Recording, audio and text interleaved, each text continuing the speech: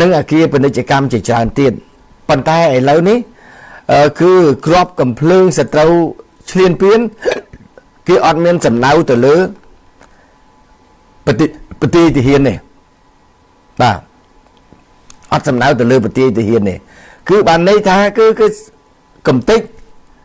សមិទ្ធផលដែលទោះស៊ីវិលក៏ដោយមិនស៊ីវិលក៏ដោយគឺគេដឹងតែកំតិចនេះទី1នៅច្រកអូស្មៃហើយកាស៊ីណូរបស់លោកអញ្ញាលឹមហេងនៅជប់កគីក៏រងការបំផ្លាញខ្ទេចដែរអត់ដែរកាស៊ីណូរបស់លោកអញ្ញាត្រីភិប2នៅខាងថ្មតាខាងច្រកអានសេះ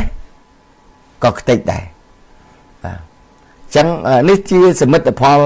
សម្រាប់ពាណិជ្ជកម្មទេបាទខ្ទេចខ្ទីអត់ទាំងអស់ហើយបើនិយាយអំពីប្រាសាទបុរាណលោកអ្នកឃើញហើយអញ្ញាធរថែរក្សាប្រាសាទមិនអាចគណនាបាននៃការប្រមូលពីទិន្នន័យខូចខាតដើម្បីធ្វើស្ថិតិបានទេនៅម៉ោងនេះពួកកំពុងប្រយុទ្ធព្រះវិហារ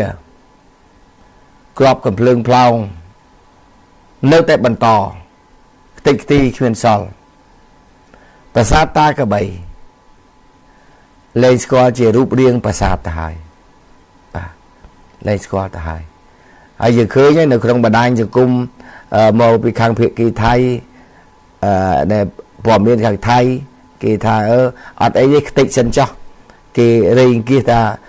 ប្រជាជនគេតែបន្តិចគេធ្វើប្រាសាទនឹងឡើងវិញហើយបោះយើងគេប្រើពាក្យបោះគេពាក្យគេប្រើពាក្យថាបោះយើងបាទនេះចឹងបានន័យថាមហិច្ឆតារបស់សៀមគឺគេអត់បោះបង់ចោលទេបងប្អូនដែលកំពុងតែវាយសន្ធប់កំភ្លើងផ្លោងមកដល់ម៉ោងនេះគឺជាចេតនាគឺចង់ដណ្ដើមកាន់កាប់ប្រាសាទនេះយាយអង្គតែនប្រព័ន្ធទូរស័ព្ទអីផ្សេងនេះគឺត្រូវបានបំផ្លាញឥឡូវនៅ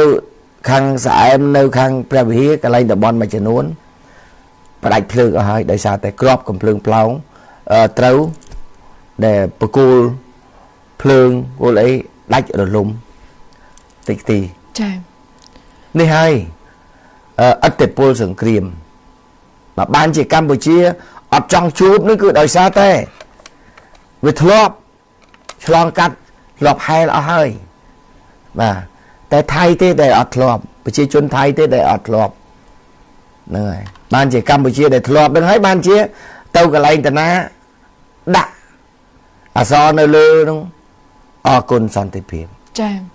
បាទខ្ញុំស្រឡាញ់សន្តិភាពបាទហ្នឹងគឺចឹងដោយសារតែរងផលលំបាកតោកយ៉ាក់កន្លងមកដែលកើតឡើងនោះឯងហ្នឹងហើយឥឡូវដល់ពេលវេលាហើយថៃចាប់ដើមស្គាល់ហើយចា៎បាទបើយើងគិតពីការវាយប្រហារពីសំណាក់ភាគីថៃមកលើកម្ពុជាចាប់ពីថ្ងៃទី7រហូតដល់ថ្ងៃ11នេះគឺរយៈពេល5ថ្ងៃហើយតួលេខពីក្រសួងការពារជាតិបញ្ជាក់ថាជនស៊ីវិល10នាក់ស្លាប់ក្នុងនោះគឺមានទារកម្នាក់ហើយជនភៀសសឹកចាអធិស្ឋានរបួស50នាក់ចាបានន័យថាស្លាប់10នាក់របួស50នាក់ភៀសសឹករហូតដល់ទៅជាង55,000នាក់បាទនេះសម្រាប់តែជនស៊ីវិលអធិស្ឋាន55,000គ្រួសារចាចាសម្រាប់ជនស៊ីវិលទេណាបងប្អូនណាជនស៊ីវិលទេឲ្យតាក់ទងជាមួយនឹងកងទ័ពយើងមិនដឹងទេពីព្រោះដរាបណាខាងការពារជាតិមិនបានបង្ហាញនៅតួលេខផ្លូវការណាមួយយើងអត់ដឹងទេតួលេខបាទនេះចា៎បាទយើងសម្រាប់ជនភេសកជាជនស៊ីវិលយើងដឹងបាទយើងដឹងព្រោះហើយយើងអាចចូលបានក្នុងនាមខ្ញុំអ្នកព័ត៌មានខ្ញុំអាចចូលទៅបានត្រឹមកម្រិតហ្នឹង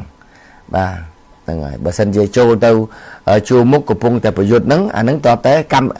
ន់កំភ្លើងជាមួយទាហានចា៎បាទធ្វើទាហានផងធ្វើអ្នកកសែតផងចា៎ហ្នឹងអាហ្នឹងបានដឹងបាទតែឃើញទៅតែវាអាឡ័យតែប្រយុទ្ធវាមិនបានផ្សាយវាមិនបានឡាយចា៎បាទហ្នឹងបាទនេះ